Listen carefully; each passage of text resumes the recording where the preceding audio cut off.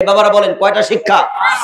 আমাদের এই 5টা শিক্ষা ঈদের মাঠ থেকে মুখস্থ, ঠোঁটস্থ, কণ্ঠস্থ রাখতে হবে। এই 1 মাস সিয়াম সাধনার মাধ্যমে 1 মাস রোজা রাখার পরে আমাদেরকে যে 5টা শিক্ষা দিয়ে গিয়েছেন, সবাই বলেন তো দেখি কয়টা শিক্ষা?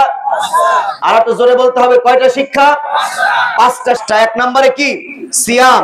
2 নম্বরে কি? কিয়াম। আর 3 নম্বরে কোরআন। আর 4 নম্বরে তাকওয়া। 5 নম্বরে সাদাকার অভ্যাস। কয়টা হলো? সবাই বলেন তো কয়টা হলো?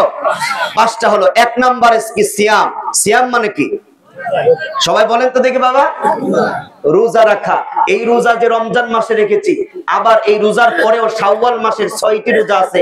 হাদিসের মধ্যে আসছে এই 6টি রোজা যে রাখতে পারবে, আল্লাহ নবীজি বলেছে সারা বছর আপনার নফল রোজা রাখলে যেমন সওয়াব হয়, আল্লাহ তাআলা তার আমল নামায় সওয়াব দিয়ে দেয়। সুবহানাল্লাহ। আবার বিশেষ বিশেষ যেই রোজা আছে, আরাফার রোজা আছে, আছে না নাই? আরাফার রোজা আছে না নাই? আর মুহররমের রোজা আছে। এই রোজাগুলো এই রমজান মাসে আমাদেরকে যে শিক্ষা দিয়েছে, রোজা সারা দিন না খেয়ে থাকা তেমন কোনো কষ্ট নাই, কারণ রোজা রাখে আল্লাহকে ভয় করে। সুতরাং এই রোজা আমাদেরকে ভয় দূর করে দিয়েছে, আমরা না খেয়েও সারা দিন আল্লাহর ইবাদত করতে পারি। কথা বলেন ঠিক কিনা? তাহলে আমাদেরকে প্রথম নাম্বার শিক্ষা দিয়েছে কি? সবাই কথা বলতে হবে কি? আমি তো শিক্ষার কথা বলছি। প্রথম নাম্বার কি? সিয়াম। 2 নাম্বার কি বলছিলাম? কিয়াম। কিয়াম মানে কি? নামাজ আদায় করা।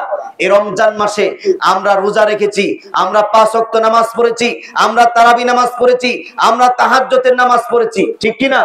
তার মানে আমরা নামাজ পড়া শিখে গিয়েছি। যারা নামাজ ঠিক মতন পড়তো না, কিন্তু রমজান মাসে তারা নামাজ ধরছে না, কিন্তু আবার যদি নামাজ ছেড়ে দেয়, তাহলে এই রমজান থেকে ওই ব্যক্তি কি শিক্ষা নিল? এই জন্য আমাদেরকে 5 ওয়াক্ত নামাজ সময় মতন পড়তে হবে। রমজান মাসে এত নামাজ পড়তে পারলাম, আমরা কি প্রতিদিন 5 ওয়াক্ত নামাজ পড়তে পারবো না? আর যারা নামাজ পড়বে না, ডাইরেক্টলি কোরআনের মধ্যে আল্লাহ তাআলা বলতেছেন যে ওই ব্যক্তিরা যে জাহান্নামে যাবে। যারা নামাজ পড়বে না তারা কোথায় যাবে?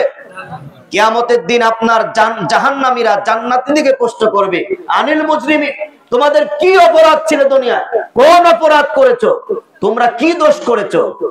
তোমরা এইরকম করে মা সালাকাকুম ফি সাকর, এই সাকর নামে জাহান্নামে কেন? এত ভয়ঙ্কর জাহান্নামে কেন? নিকৃষ্টতম জায়গায় কেন? তারা জবাব দিবে, ক্বালু লাম নাকু মিনাল মুসাল্লিন, আমরা দুনিয়ায় ছিলাম কিন্তু মুসল্লি ছিলাম না। সল্লি আমরা নামাজ পড়ি নাই। নামাজ না পড়ার অপরাধে, নামাজ না পড়ার অপরাধে আমাদেরকে জাহান্নামে দেওয়া হয়েছে। এখানে 4টা 5টার কথা আসছে। নামাজ না পড়া, এতিম মিসকিনদের খাদ্য না দেওয়া, আপনার এরকম গীবত করা, আর কিয়ামতকে অস্বীকার করা। এই 4 ব্যক্তির ব্যাপারে বলা হয়েছে কিয়ামতের দিন এই 4 কাজ যারা দুনিয়াতে করবে, তাদের নামের আগে মোহাম্মদ হোসেন আলী থাকতে পারে, নামাজ শেষে ইসলাম হোসেন আলী থাকতে পারে, আদম সমারিতে মুসলিম হতে পারে। আল্লাহ ডাইরেক্টলি কোরআনের মধ্যে ডাক দিয়ে বলতেছেন, যাদের মধ্যে এই 4টা কাজ আছে তারা জান্নাতের সুঘ্রাণও পাবে না, তারা যাবে জাহান্নামে। কোথায় যাবে বলেন তো দেখি ভাই? জাহান্নামে যাবে। ডাইরেক্টলি কোরআনের কথা বলছি, একটু খেয়াল করেন। তাহলে 2য় নাম্বার আমাদেরকে শেখাইছে কিয়াম। সবাই বলেন তো দেখি কি? বলা যাবে না, আমি বলছি ঠোঁটস্থ, মুখস্থ, কণ্ঠস্থ। 1 নম্বরে সিয়াম, 2 নম্বরে কিয়াম, আর 3 নম্বরে কোরআন। আমরা এই রমজান মাসে আমরা বেশি বেশি কোরআন পড়েছি, আমরা শুনেছি, আমরা শিখেছি, নাকি বলেন? শুধু রমজান মাসে কোরআন পড়েছেন, এখন একবার উপরে রেখে দিবেন নাকি? যেমন রমজান মাসে কোরআন পড়েছেন, যেমন রমজান মাসে কত শান্তি, মুসলমান কত মিল মহব্বত, সাহারি ইফতারি, মসজিদের মুসল্লি, যেমন রমজান মাসে তেমনটা করেছি।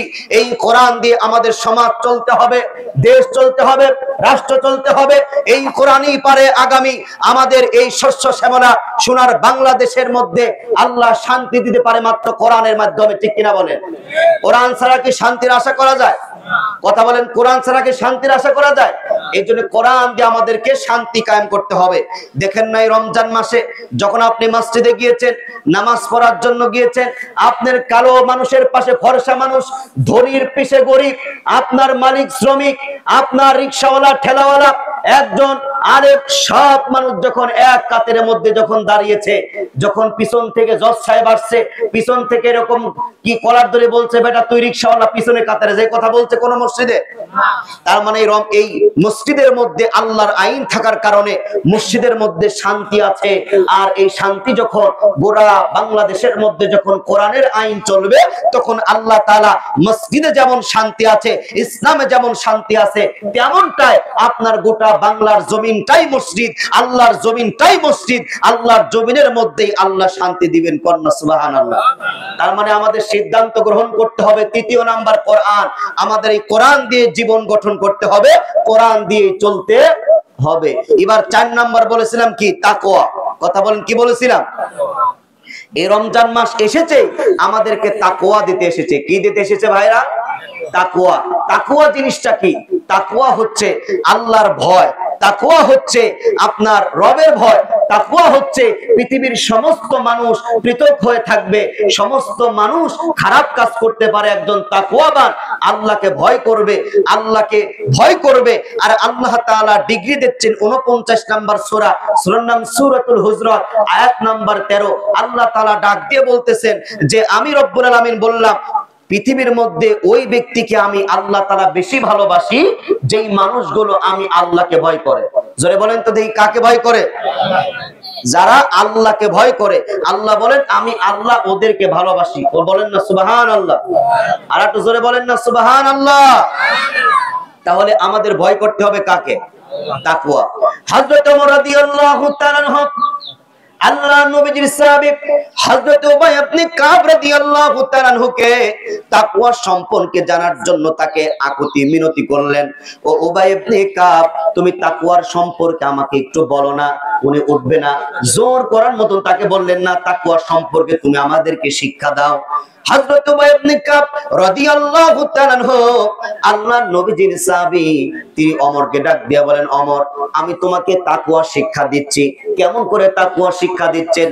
বলে তুমি এমন কি কোন রাস্তা দিয়ে কাঁটাযুক্ত পথ কি তুমি অতিক্রম করেছো? বলে হ্যাঁ, আমি কাঁটাযুক্ত পথগুলো অতিক্রম করেছি।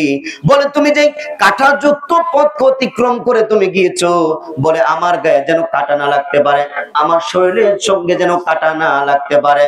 হযরত উবাই ইবনে কাব রাদিয়াল্লাহু তাআলা আনহু হযরত ওমরকে ডাক দিয়ে বলেন, ওমর একজন তাকওয়ামান আল্লাহ ভীতু এমন করে অর্জন করবে, ওই যেই রাষ্ট্রে, যেই গ্রামে, যেই মহল্লায়, যেই সমাজের মধ্যে বসবাস করবে, একজন তাকওয়া ব্যক্তি এমন হবে ওই সমাজের মধ্যে সুদ, ঘুষ, জিনা, ব্যভিচারী, অহংকার, দুর্নীতি, রাহাজানি, মিথ্যাচারী, চগলখড়ি সব অপকর্মগুলো ওই সমাজের মধ্যে জারি থাকবে, গ্রামের মধ্যে জারি থাকবে।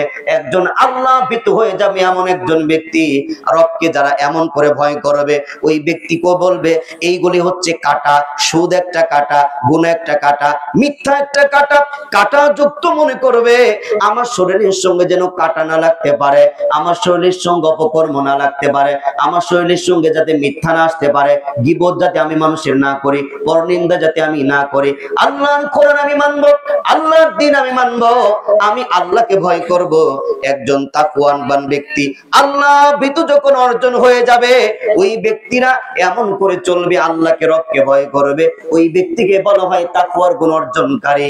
আল্লাহর নবীর সাহাবী হযরত ওমর রাদিয়াল্লাহু তাআলা আনহু তখন উবাই ইবনে কাবকে বললেন, আল্লাহর নবীর সাহাবী আপনি ঠিকই বলেছেন, এই জন্য তাকওয়া হচ্ছে একজন মুসলমানের মূল হাতিয়ার। এই রমজান মাস এসেছে আমাদের তাকওয়ার গুণ অর্জন করার জন্য, ভয় অর্জন করার জন্য। সামনের মধ্যে ইফতারের আগ মুহূর্তে তৃষ্ণার্ত, ক্ষুধার্ত, সামনের মধ্যে খানা থাকে, সামনের মধ্যে সুন্দর সুন্দর শরবত থাকে, তবু আমরা গালের মধ্যে দেই না, আমরা আল্লাহকে ভয় করি। একটু জবান করে বলেন তো দেখি ভাইরা, আমি কাকে ভয় করি? আল্লাহকে। আর একটু জোরে বলেন, আল্লাহকে। আল্লাহকে ভয় করি। এমন করে আমি আপনি যদি আল্লাহকে সারা জীবনে যদি প্রতিটা ক্ষেত্রে যদি ভয় করতে পারি, ওই আল্লাহ তাআলা ডাক দিয়ে বলেন ওই ব্যক্তির মধ্যেই তাকওয়ার গুণ অর্জন হয়ে যাবে। যেই ব্যক্তি তাকওয়ার গুণ অর্জন হয়ে যাবে, তার পুলিশ লাগবে না।